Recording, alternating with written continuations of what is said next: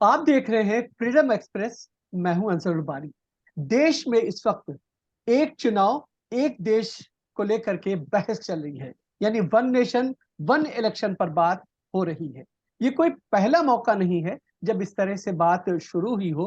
हालांकि अगर देखा जाए 1967 से पहले तक, यानी आजादी के बाद से 1967 तक वन नेशन वन इलेक्शन का तरीका अपनाया जाता रहा। लेकिन एक बार फिर से ये बीच बीच में ये बातें सामने आती रही कि एक देश और एक चुनाव हो। लेकिन एक चुनाव किस तरह से हो, क्या इस वक्त जो एक चुनाव की बात की जा रही है, यानी लोकसभा और विधानसभा चुनाव को लेकर के जो बात कही जा रही है कि एक साथ होंगे, और उसको लेकर के ये भी कहा जा रहा है कि अगर एक साथ हो जाते हैं तो जाहिर है कि विकास का जो पहिया इस बीच में थम जाता है, वो जो है गति को आगे बढ़ेगा, गति अख्तियार कर जाएगा। उसके साथ साथ ये भी कहा जाता है कि शायद इससे बड़े पैमाने पर पैसों की भी बचत होगी।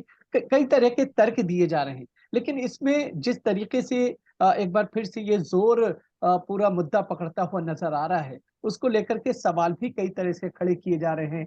सरकार की नीयत पे सवाल खड़ा किया जा रहा है। ये भी कहा जा रहा है कि क्या इस समय ये व्यवहारिक हो पाएगा या नहीं हो पाएगा, किस तरह की चुनौतियां इस समय आएंगी। तो कई तरह के सवालात भी यहाँ पर हैं। आज हम इसी चीज को जानने और समझने की कोशिश करेंगे। हमारे साथ इस वक्त नूर मोहम्मद साहब हैं, जो कि पूर्व चुनाव आयुक्त हैं। हम उनका बहुत बहुत स्वागत करते हैं। हमारे साथ सुप्रीम कोर्ट के वरिष्ठ वकील एडवोकेट फुजैल अहमद अयूबी साहब हैं। हम उनका भी बहुत बहुत स्वागत करते हैं। साथ ही साथ हमारे साथ राजनीतिक विश्लेषक, इंडियन मुस्लिम सिविल राइट्स के अध्यक्ष और पूर्व सांसद मोहम्मद अदीब साहब भी हैं। हम उनसे भी बातचीत करेंगे और उनसे भी समझेंगे कि आखिर राजनीतिक तौर पर अगर इन तमाम चीजों को देखा जाए, उसके क्या कुछ असरात इस वक्त पड़ते हुए नजर आते हैं। तो एक बार फिर से, चूंकि ये पूरा मामला तूल पकड़ रहा है, चूंकि सरकार ने पहले जो है वन नेशन वन इलेक्शन को सामने रखते हुए शायद ये एक विशेष सत्र, कहा जा रहा है कि संसद का एक विशेष सत्र बुलाया जाएगा, जो 18 सितंबर से लेकर 22 सितंबर तक होगा। ये भी कहा जा रहा है कि इसमें कुछ जो है इस तरह पर इस बिल को लेकर के बातचीत की जाती है, की जा सकती है। लेकिन इसके साथ साथ ये भी कहा जा रहा है कि एक कमेटी गठित कर दी गई है। उस कमेटी का की अध्यक्षता पूर्व राष्ट्रपति रामनाथ कोविंद साहब करेंगे, और उनके साथ पूरी एक 8 सदस्यीय एक टीम है जो इस पूरे मामले को लेकर के आगे बढ़ेगी, विचार करेगी, और जो कुछ तय होगा उसके बाद जो है इस पूरे मामले पर तय किया जाएगा। सबसे पहले हम अदीब साहब आपके पास आएंगे और आपसे चीज को जानने और समझने की कोशिश करेंगे। सरकार का ये जो कहना कि वन नेशन वन इलेक्शन, आप इसे किस तरह से देख रहे हैं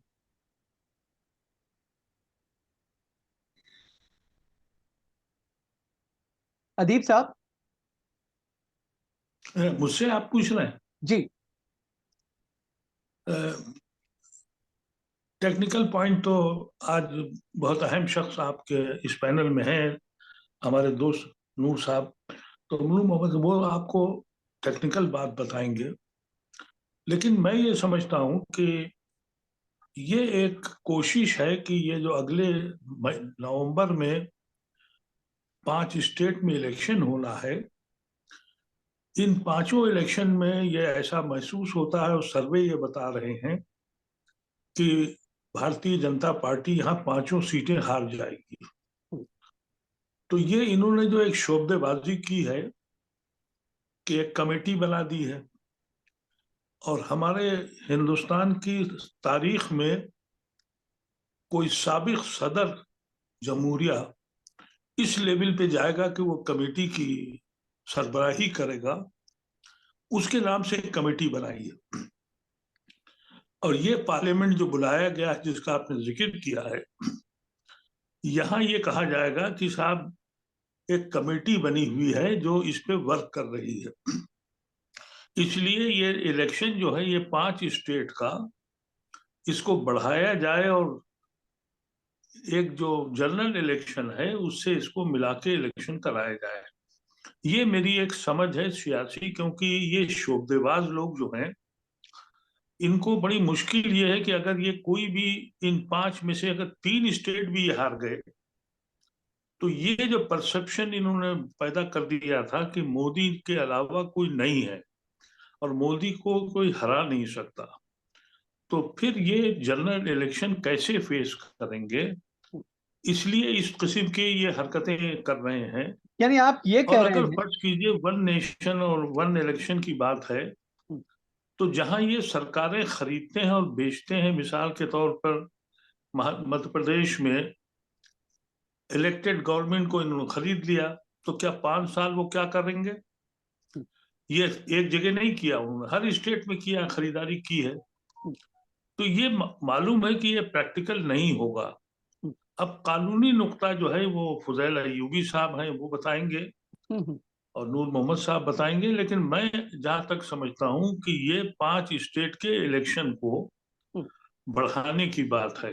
बिल्कुल। अब ये हालत हो गई है कि वो इंडिया जो बन गया तो उनका इसको भी बाहर फेंक दो, ठीक है। और ये कहा कि ये इस किस्म की सरकार है कि वो कह दिया कि साहब ये गुलामी का प्रतीक है। तो फिर नहीं, हम मेरे उस पे ख्याल से इंडियन इंस्टीट्यूट हम ऑफ उस पे आएंगे। टेक्नोलॉजी आईआईटी ये हम भी उस पे गुलामी का आएंगे इंस्टीट्यूट है, अदीप साहब, हम उस पे आएंगे और कि ये भारत ऑल इंडिया इस्तेमाल इंस्टीट्यूट ऑफ करेंगे या मेडिकल इंडिया साइंसेज इस्तेमाल करेंगे। ये भी गुलामों की निशानदेही करता है। जी। तो ये किस हद तक जाएंगे, मुझे ये लगता है कि ये पूरी शोबदेबाजी जो की गई है हम्म, वो इस वजह से कि ये 5 इलेक्शन स्टेट के फेस करना इनके लिए मुश्किल है। ठीक है। और ठीक है। ये इस लेवल पे आ गए हैं कि एक साबिक सदर जमहूरिया को इस हम्म, लेवल पे जाके खड़ा कर दिया कि तुम कमेटी बनाओ। ठीक है। ठीक है। जस्ट इमेजिन, ठीक है। एक साबिक सदर हिंदुस्तान का बिल्कुल। वो इस लेवल पे जा रहा है। ठीक है। तो नूर इन्होंने साहब, सिर्फ हम। इस मकसद से मेरे हिसाब से किया गया है, ठीक है। और मैं इसको एक शोबदेबाजी समझता हूँ, ये मुमकिन नहीं है ठीक है। जमहूरियत में, ये मेरा अपना ख्याल है।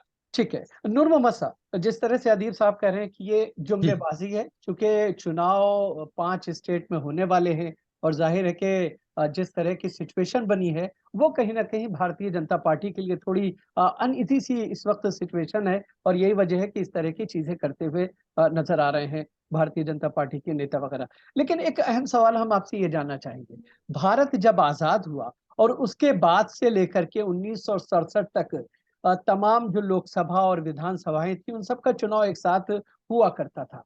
उस वक्त वो चीजें जो है आसानी के साथ हो जाया करती थी। लेकिन एक बार उसके बाद जो सिचुएशन हम देखते हैं देश में, कहीं ना कहीं ये चीज नजर आती है कि चूंकि गिरती हुई सरकारें हैं और पूर्ण बहुमत की सरकारें उस वक्त नहीं है, गठबंधन की सरकारें हैं, एक मजबूरी रही है। लेकिन अब एक बार फिर से यहाँ पर मजबूत सरकार है और ये कहा जाए पूर्ण बहुमत की सरकार है। ऐसे में अगर सरकार का ये स्टेप है कि एक इलेक्शन और होना चाहिए इस तरह से लोकसभा और राज्यसभा को मिलाकर के इलेक्शन, तकनीकी जो प्रॉब्लम्स हैं वो किस तरह की सामने आएंगी? मैं देखिए, मैं इलेक्शन के पॉइंट ऑफ व्यू से ही कहूंगा कि क्या इसमें प्रैक्टिकेबल है और क्या इसमें कितनी सिंसियरिटी दिख रही है। जैसा कि आदि भाई ने कहा कि 1967 तक तो दोनों सिंक में चल ही रहे थे। हम्म, लेकिन जब एक असेंबली किसी वजह से डिसॉल्व हो गई, हम्म, तो उसके बाद उसका इलेक्शन दोबारा 6 महीने के अंदर कराना होता है इलेक्शन कमीशन को। हम्म, कॉन्स्टिट्यूशन में लिखा हुआ कि 6 महीने से ज्यादा खाली नहीं रख सकते। हम्म, तो दोबारा इलेक्शन हुआ तो उसका 5 साल का टर्म अलग हो गया। उसके बाद बहुत सारे और स्टेट्स में हम्म, इस तरह से गवर्नर रूल लगे और उसके बाद असेंबली डिसॉल्व हुई और इलेक्शन। इस तरह से आज के दिन हो क्या रहा है कि इतना सिंक टूट गया है कि हर साल एक दो इलेक्शन होते रहते हैं। हम्म, तो ये जो पैटर्न है ये ऑफ कोर्स बहुत ही ज्यादा अच्छी बात तो नहीं थी कि जो सिंक टूटा। हम्म, लेकिन इससे पब्लिक को एक फायदा हुआ। पब्लिक को ये फायदा ये हुआ कि आजकल गवर्नमेंट्स क्या करती हैं, वादे तो कर देती हैं लेकिन कुछ काम करती नहीं है या बहुत कम परफॉर्मेंस देती हैं।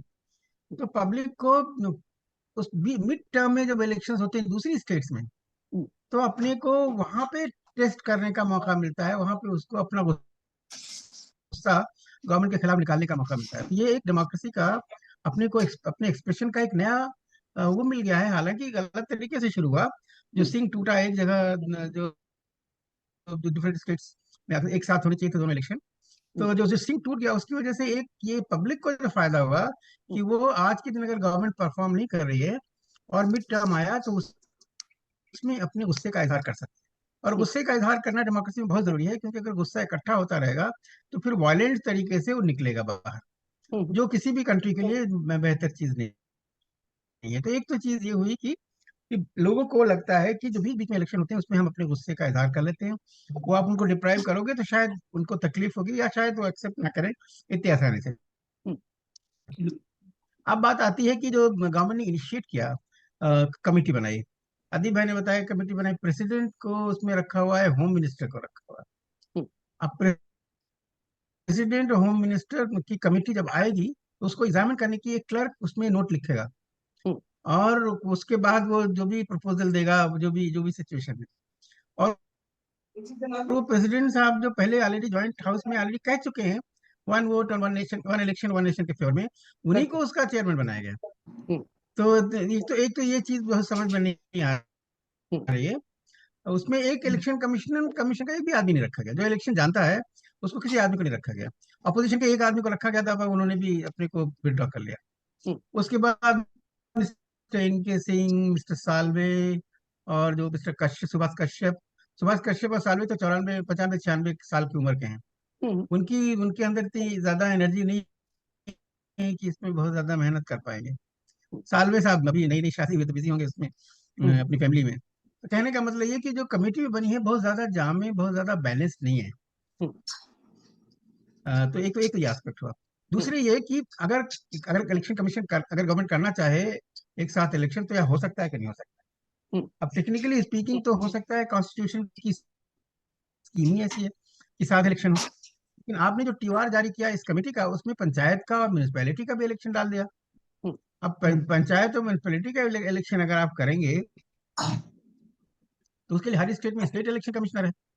वो टाई अप करना इतने सारे इलेक्शन कमिश्नर्स के साथ, स्टेट इलेक्शन कमिश्नर के साथ, इलेक्शन कमीशन के लिए बहुत आसान काम नहीं होगा, पहली बात। और दूसरी पॉलिटिक्स उनकी अलग होती है, गांव सभा की अलग होती है, और म्यूनिसपैलिटीज की अलग होती है, विधानसभा की अलग होती है, और पार्लियामेंट की अलग होती है। तो उसमें भी बहुत ही कॉम्प्लिकेशंस आएंगी।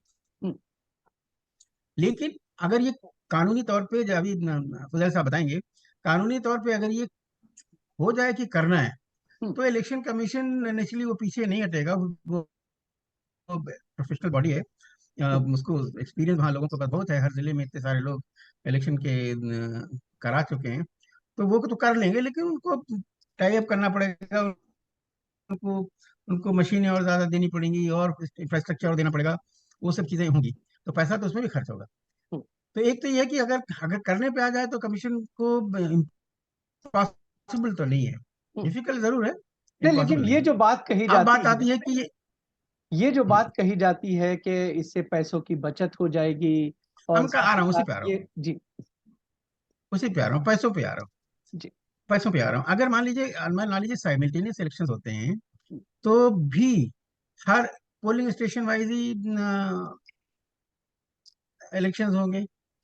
जो जहाँ तक पॉलिटिकल पार्टी से कैंपेन है, उनके कैंपेन अलग अलग ही होंगे। वैसा तो होगा नहीं कि एक आदमी के नाम पे पूरी पूरी हर जगह आदमी को वोट मिल जाएगा। अलग अलग कैंडिडेट होंगे। हमारा first pass the post system है, उसमें कैंडिडेट को लोग वोट देते हैं। ये बात अलग है, गलत सिस्टम आ गया है कि इंडिविजुअल अपने को क्लेम करता है कि हमको वोट दीजिए पूरे वोट कंट्री वाइड। जो लेकिन स्कीम ऑफ थिंग्स में जो कॉन्स्टिट्यूशन में दिया हुआ है, उसके हिसाब से कंस्टिट्यूंसी वाइज वोट मिलता है, उस कैंडिडेट को वोट मिलता है।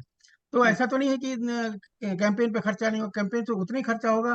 सब पॉलिटिकल पार्टीज कैंडिडेट वही उतने ही खर्चा करेंगे जितने हम करते हैं। नहीं, पार्लियामेंट वाले लेकिन भी करेंगे, असेंबली वाले भी करेंगे, तो उसमें तो खर्चा एक बचने बात वाला ये नहीं, भी है जो उसमें एक तो तर्क बचने।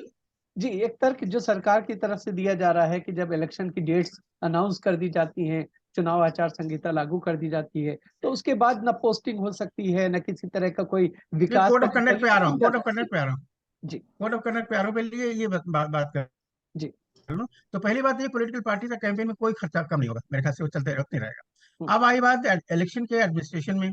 इलेक्शन के एडमिनिस्ट्रेशन हर पोलिंग स्टेशन पे जाएगी, टीम जाएगी हम्म, इलेक्शन की। जो वो टीम जाएगी उसमें ट्रांसपोर्ट का खर्चा है, वो थोड़ा बच जाएगा, वो डेफिनेटली बचेगा। हम्म, तो वो ट्रांसपोर्ट का खर्चा बचेगा। हर पोलिंग स्टेशन में एक से ज्यादा 2-3 आदमी और एडिशनल आपको डालने पड़ेंगे। तो 3 आदमी में पहले इलेक्शन होता था 4 से, अब 4 3 4 आदमी और बढ़ जाएंगे। तो मोरलेस उसमें बहुत ज्यादा खर्चा बचने वाला नहीं है। हम्म, काउंटिंग में भी हर जगह हर हॉल का अलग अलग काउंटिंग होगी, अरेंजमेंट अलग अलग करने होंगे तो उसमें खर्चा उतना नहीं होगा, तो इफेक्टिवली बहुत ज्यादा फर्क खर्चे पे नहीं होगा। तो बिल्कुल। खर्चे की बात तो किसी तरह से जस्टिफाई नहीं लगती मुझे। जहां तक बात आती है मॉडल कोड ऑफ कंडक्ट की, जो 3 3 महीने काम नहीं होता है, तो हम्म 3 महीने जो काम नहीं होता उसकी वजह यह है मॉडल कोड ऑफ कंडक्ट को गलत तरीके से लागू किया जा रहा है। हम्म आज के दिन क्या हो रहा है कि 6 6 7 7 8 8 राउंड में इलेक्शन होते हैं। पहले इलेक्शन कमीशन मैक्सिमम 2 राउंड कराती थी यूपी में, फॉर इंस्टेंस ये गंगा नहर, गंगा के ऊपर वाले लोग हम्म एक जगह एक दिन में ले लेते थे लोग, और हम्म सिक्योरिटी फोर्सेस गंगा पार करके नीचे आ जाती थी, और वो दूसरे दिन इलेक्शन हो जाता, 2 राउंड में इलेक्शन हो जाते थे। हम्म 2006 में हमने 1996 में हम्म यूपी असेंबली में पहली बार हम लोगों ने 3 किया था। ईस्टर्न यूपी को पहले किया था, हम्म उसके बाद सेंट्रल, और उसके बाद इधर आके वेस्टर्न यूपी। तो हम्म 3 राउंड में हमने वो किया था। लेकिन उसके बाद बिहार में और बंगाल में 7 7 8 हम्म 8 राउंड के इलेक्शन हो रहे हैं। तो इससे डेफिनेटली बहुत लंबा पीरियड खिंच जाता है, और कोड ऑफ कंडक्ट का ये प्रॉब्लम। दूसरी प्रॉब्लम ये आती है कि कोड ऑफ कंडक्ट में, जैसे मान लीजिए आज यहाँ इलेक्शन हो रहा है, हम्म या आज के दिन यहाँ कैंपेन नहीं होना चाहिए, बगल के कॉन्स्टिट्यूंसी में दूसरी फेज में हो रहा है, वो पे कैंपेन चल रही है। हम्म मीडिया सब जगह चारों तरफ फैला रहा है सब चीजों को। हम्म तो वो वो कैंपेन का मतलब ही खत्म हो गया है। हम्म वो उसको रीडिफाइन करने की जरूरत पड़ेगी कि जिससे डेवलपमेंट पे असर ना पड़े। और डेवलपमेंट में असर क्या, नए काम मत शुरू हम्म करो, नई स्कीम मत शुरू करो, बस। बाकी तो काम चलते रहते हैं। अब ये बात अलग है, काम ना करें अलग बात है। अच्छा, ट्रांसफर और वो अ, अभी ट्रांसफर और पोस्टिंग आप 5 साल करो, आखिर 2 3 महीने तो रुक सकते हो, 2 महीने तो रुक सकते हैं ना। हम्म 5 साल में स्कीमें बनाओ, प्रोग्राम बनाओ, अनाउंस करो, इम्प्लीमेंट करो। 1 2 महीने भी नहीं रुक सकते, कि इलेक्शन इंपॉर्टेंट नहीं है क्या? तो हम्म, इसलिए मुझे लगता है कि मॉडल कोड ऑफ कंडक्ट का जो बहाना है डेवलपमेंट रुक जाते हैं, वो भी बहुत ज्यादा सॉलिड नहीं है। ठीक है। तो ठीक है। मेरी मेरी नजर में और ओवरऑल ओवरऑल लगता है हम्म कि ये जो वन वोट और वन वन इलेक्शन का है, हम्म उसमें अगर मान लीजिए सेंट्रल गवर्नमेंट चाहती, तो हम्म उनके जितने अपने गवर्नमेंट्स हैं स्टेट की, जैसे हम्म आज के दिन बिहार, ये उत्तराखंड है, यूपी है, जितने उनकी गवर्नमेंट्स हैं, उन सबको रिजाइन करा के, और इसी के साथ जो नवंबर के साथ हम्म, अगर वो अपने इलेक्शन करा लें, तो कम से कम आधे इलेक्शन एक साथ हो सकते हैं। बिल्कुल। और उसके बाद जो बाकी बचेंगे, उनका इलेक्शन कुछ कानूनी तौर पे चेंज करके 2.5 साल के बाद हम्म दूसरा कर दें, तो इस तरह सिंक बन जाएगा कि आधे स्टेट्स का इलेक्शन होगा पार्लियामेंट के साथ, हम्म। और फिर बाकी आधे का होगा बीच में यानी 2.5 साल कुछ के बाद। स्टेट में, और फिर तो कुछ इस स्टेट, तरह का वो चेंज किया जा सकता है, रोस्टर बनाया जा सकता है। बिल्कुल कुछ स्टेट में प्रीपोल कर दे, और कुछ जो है उसके बाद जो 6 6 महीने ये का प्रीपोल गैप है। करने के लिए तो वो फुजैल साहब बताएंगे कि क्या क्या कानूनी पत्र क्या उसमें चेंज करना ठीक है पड़ेगा। फजल हम साहब। तो वो सीधा साधा एग्जाम्पल बता रहे हैं जी कि 5 साल में इलेक्शन, 5 स्टेट्स में इलेक्शन आने वाले हैं। जी। और जब ये जितने भी स्टेट जहाँ पे इनकी गवर्नमेंट है, सेंट्रल गवर्नमेंट की, पार्टी की, बीजेपी की, या उनकी एलआई एनडीए की, वो अपने को एग्री करा लें कि हम रिजॉल्व कर रहे हैं, बिल्कुल। और उसको प्रीपोन कर ले पार्लियामेंट को, तो हम्म सब ये जो आधी स्टेट्स कम से कम इन पार्लियामेंट एक साथ हो सकती है। हम्म तो अगर अगर सचमुच लोग सीरियस हैं, हम्म तो पहला ये कदम उठाना चाहिए कि कम से कम आधी स्टेट्स का हम्म और पार्लियामेंट का बगैर लॉ के चेंज किए हुए, हम्म कानून में ज्यादा चेंज करने की जरूरत ही नहीं पड़ेगी इसमें। हम्म लेकिन अगर अपोजिशन वाली स्टेट्स को आप चाहोगे कि डिसॉल्व करें, तो हम्म, उसके लिए फुदैल साहब बताइए कि क्या क्या उसमें उसको असेंबली डिसॉल्व करना बगैर रिकमेंडेशन के कैबिनेट के, मुझे नहीं लगता है कि फिजिबल होगा। बिल्कुल फजल साहब। तो वही बात है कि अगर करना है तो इस तरह से।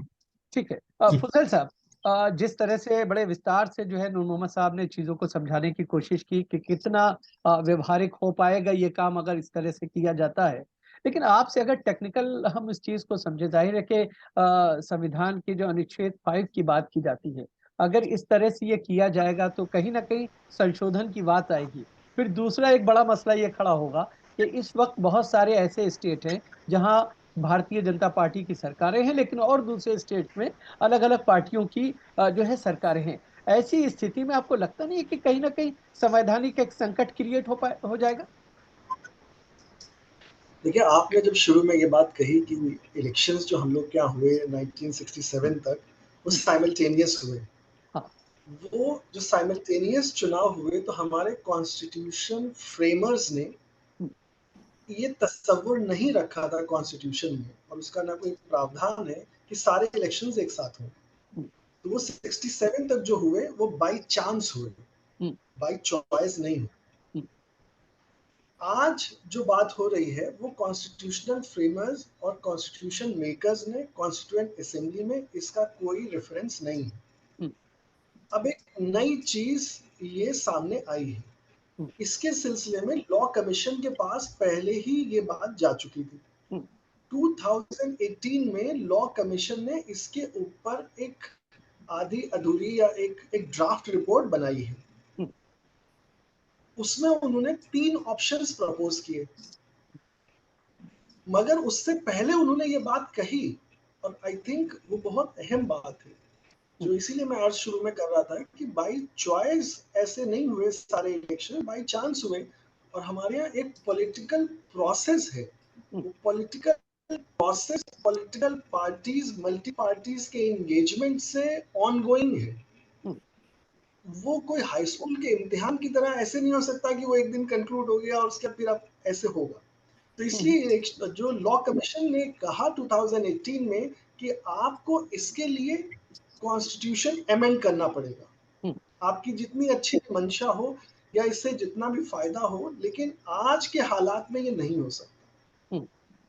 दूसरी बात उन्होंने ये कही कि 2018 की अपनी उस रिपोर्ट में कि साहब आपको कॉन्स्टिट्यूशन अमेंड करना पड़ेगा, representation of people act amend करना पड़ेगा, और since this touches upon an issue regarding the seats and elections in state assemblies and parliament, आपको 50% ऑफ द स्टेट से इसको रेटिफाई कराना पड़ेगा, तब वो अमेंडमेंट जो है वो अमल में आएगा।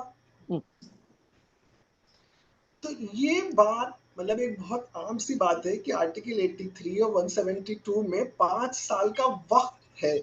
वो जैसे सर ने कहा नूर मोहम्मद साहब ने कि वो आप वॉलंटरीली आप वो रिजाइन कर दीजिए और वॉलंटरीली आप, but then again the wisdom of the governor will be to accept for an early election और नॉट विल बी देयर कि for no reason in mind you are placing the entire state for an election in the middle of the term.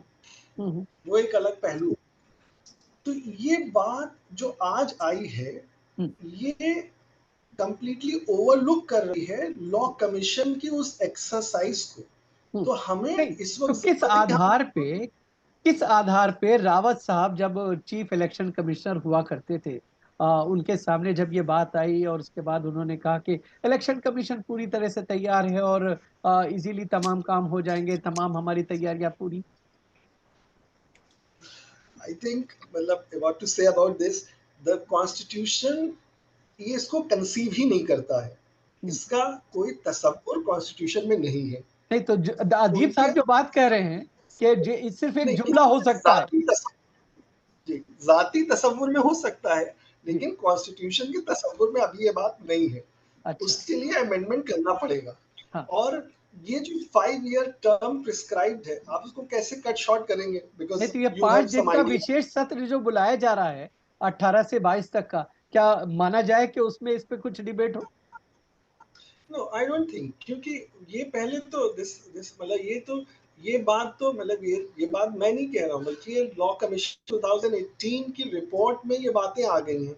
उन्होंने इस situation को deal करने के लिए amendment prescribe किया और 3 ऑप्शंस दिए कि भाई आगे पीछे कर लिए। 3 ऑप्शंस हैं, बड़े डिटेल में ऑप्शंस हैं कि वो कैसे उसको किया जाएगा। लेकिन उस सब के बावजूद ये उन्होंने पाया कि ये प्लॉजिबल या पॉसिबल नहीं है फिल वक्त।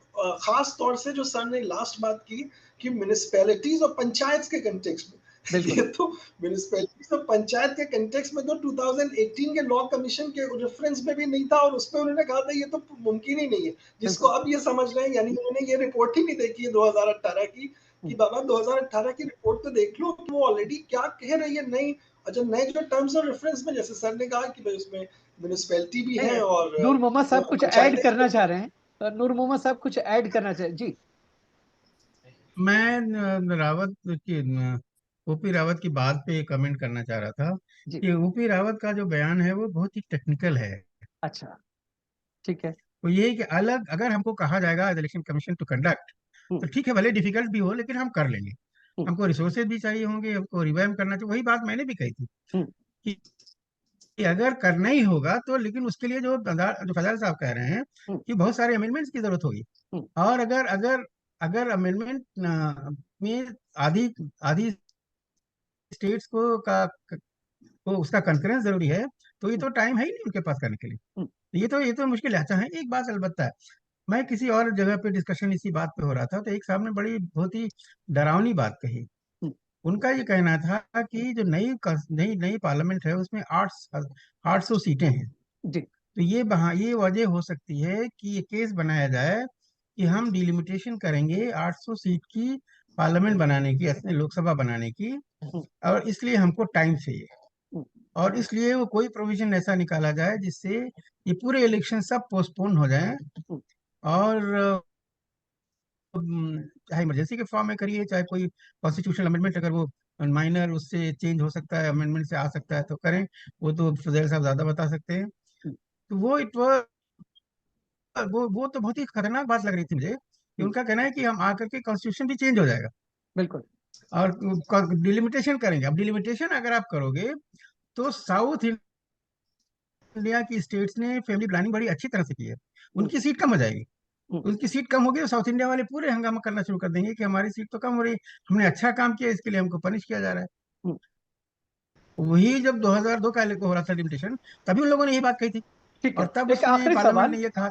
एक आखिरी सवाल अदीब साहब, चूंकि समय खत्म हो गया है, बहुत कम शब्दों में आपसे समझना चाहेंगे। अगर ये चीज इंप्लीमेंट हो जाती है तो लोग बहुत सारे इस तरह की आशंकाएं भी जता रहे हैं कि जो बड़ी पार्टियां हैं, यानी राष्ट्रीय पार्टी भारतीय जनता पार्टी हो या कांग्रेस पार्टी हो, इनका वजूद तो बच जाएगा, लेकिन जो क्षेत्रीय पार्टियां हैं इस प्रोसेस की वजह से उन पे इसका गहरा असर पड़ेगा। आप क्या कहेंगे बहुत कम शब्दों में?